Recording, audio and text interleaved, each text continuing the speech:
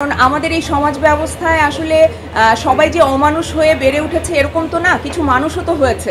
So সেই মানুষগুলো আমাদের সিনেমা দেখছেন এবং আমাদের ভালো ভালো রিভিউ দিচ্ছেন, আমি তাদের কাছে সবচেয়ে বেশি গ্রেটফুল। আমি আজকে যে বাঁধনটা হয়েছি সেটা তো আর একদিনে হই নাই যে একদম জন্মেছি এইভাবে যে আমি এরকম চিন্তা করব। গল্প হতে পারে শুধু যে একটা পুরুষকে হিরো বানিয়ে এবং ভায়োলেন্সকে গ্লোরিফাই করে, ক্রাইমকে গ্লোরিফাই করে সিনেমা বানিয়ে টাকা ইনকাম করতে হবে। আসলে আমি এইটা তো আসলে দর্শক আমাকে হয়তো ভালোবাসে বলে তাদের কাছে মনে হচ্ছে, কিন্তু একটা কাজ, একটা সিনেমা কখনো একা করা যায় না বা একা টেনে নেওয়া যায় না। এজন্য আমি সবার কাছে কৃতজ্ঞ এবং সানি সারোয়ার ভাইয়ের কাছে আসলে সবচাইতে বেশি কৃতজ্ঞ যে আমাকে এই চরিত্রটা নিয়ে বিশ্বাস করেছে। দর্শকরা তো আসলে ভীষণ ভালো রিভিউ দিচ্ছে, আপনারা সবাই জানেন, রিভিউগুলো আপনারাই নিচ্ছেন। আমাদের টিম থেকে আসলে রিভিউ নিয়ে কেউ আপলোড করার মতোও নাই। তো আমাদের নিজেদের মোবাইল ফোন থেকে আমি ফোন দিয়ে রিপন ভাই আমাকে হেল্প করছেন, রৌনক রিপন ভাই, যে ভিডিওগুলো করছে এবং সেগুলো আমি আমার জায়গা থেকে আপলোড দিচ্ছি। কেউ যে আসলে আমাদের টিমের হয়ে মানে রিভিউগুলো নিবে সেই রকম একটা লোকও নাই। সো সব রিভিউ আপনারা নিচ্ছেন, আপনারা ভালো বলতে পারবেন যে দর্শক আসলে কি বলছে। কিন্তু আমি যতটুকু দেখেছি প্রত্যেকটা দর্শক আসলে প্রত্যেকটা চরিত্রের সাথে নিজেকে কানেক্ট করতে পারছে, ভীষণ ইমোশনাল হয়ে যাচ্ছে। গল্পটা বলছে যে এই সময়ের বাস্তবতার সাথে, এই সময়ের আমাদের সমাজের যে পরিস্থিতি সেটার সাথে অনেক বেশি রিলেভেন্ট। সো আমার খুব ভালো লেগেছে যে দর্শকের মানে যারা দেখছেন তাদের কাছে গল্পটা ভালো লাগছে। এখানে নারী দর্শক অনেক, এখানে যারা পুরুষ আছেন দেখছেন তারাও অনেক অ্যাপ্রিসিয়েট করছেন। কারণ আমাদের এই সমাজ ব্যবস্থায় আসলে সবাই যে অমানুষ হয়ে বেড়ে উঠেছে এরকম তো না, কিছু মানুষও তো হয়েছে।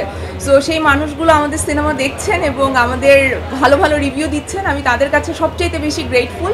কারণ যে যারা আসলে এই সিনেমাটা পছন্দ করছে, স্পেশালি পুরুষরা, তারা সত্যিকার অর্থে মানুষ হয়ে উঠতে পেরেছেন বলেই এই ধরনের একটা গল্পকে তারা অ্যাপ্রিসিয়েট করতে পারছেন।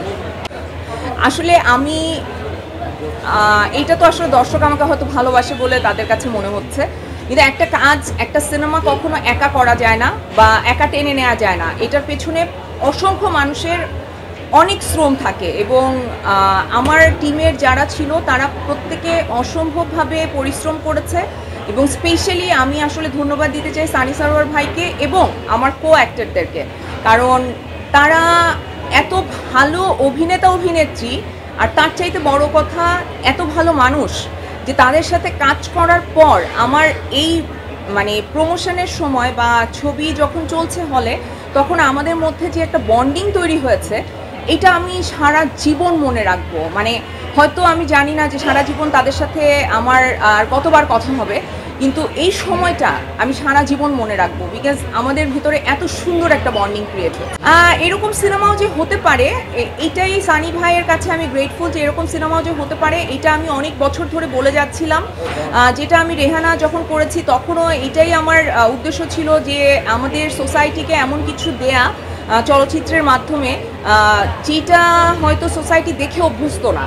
আমাদের এখানে আসলে অনেক ধরনের গল্প হতে পারে, নারীর উপরে কেন্দ্র করে গল্প হতে পারে, একটা সিম্পল যে কোনো কিছুর উপর কেন্দ্র করে গল্প হতে পারে। শুধু যে একটা পুরুষকে হিরো বানিয়ে এবং ভায়োলেন্সকে গ্লোরিফাই করে, ক্রাইমকে গ্লোরিফাই করে সিনেমা বানিয়ে টাকা ইনকাম করতে হবে, এটা ছাড়াও যে আসলে মিডিয়ার মানুষের আরও অনেক কাজ আছে, সোসাইটির প্রতি রেসপন্সিবিলিটি আছে, এই জায়গাগুলো আসলে মানুষের বোঝার দরকার আছে। আমার মনে হয় সময়ের সাথে সেটা বুঝবে, কিছু পরিবর্তন আসছে, আরও পরিবর্তন আসবে, কারণ মানুষ পরিবর্তনশীল।